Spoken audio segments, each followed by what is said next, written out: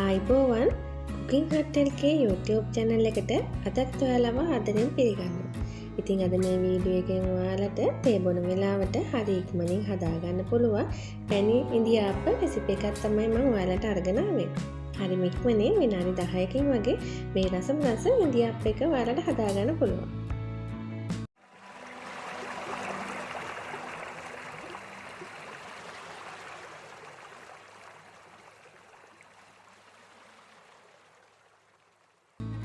ඉතින් මේ පැණි ඉඳිආප්ප එක හදාගන්න කලින් දවසේ ඔයාලා හදලා ඉතුරු වෙච්ච ඉඳිආප්ප තියෙනවා නම් හරිම ලේසියෙන් හදාගන්න පුළුවන්. ඒ ඉඳිආප්ප මේ විදිහට අරගෙන ඔයාලට තෙල් රත් වුණාට පස්සේ තෙලේ පොඩ්ඩක් රන්වන් පාට වෙනකම් බැද ගන්න තියෙනවා.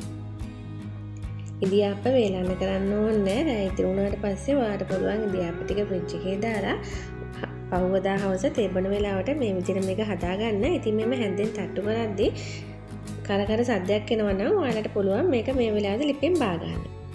මේ විදිහට සේරම ඉඳිආප්ප ටික ගින්දර අඩු කරලා තෙලේ බැද ගන්න ඕනේ. හරි ඉක්මනින් මේ විදිහට ඉඳිආප්ප ටික ඔයාලට බැද ගන්න පුළුවන්. ඉතින් ඊළඟට මේකට උඩින් වක් කරගන්න අපි පැණි එකක් හදා ගන්නවා. මේ පැණි එක ඔයාලට පුළුවන් සීනි පැණි හරි කිතුල් පැණි වලින් හරි හදා ගන්න. අද මම මේකට ගෙදර කිතුල් පැණි තියෙන හින්දා කිතුල් පැණි වලින් තමයි හදාගත්තේ.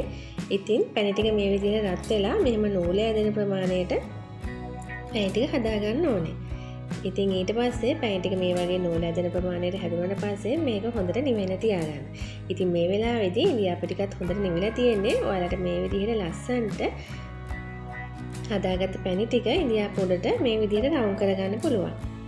ඉතින් මේ වගේ තේ බොන වෙලාවට ඔයාලට කලින් දවසේ හදාගත්ත ඉඳිආප්ප ඉතුරු වෙලා තියෙනවා නම් මේ වගේ රස පැණි ඉඳිආප්ප එකක් හදාගන්න පුළුවන්.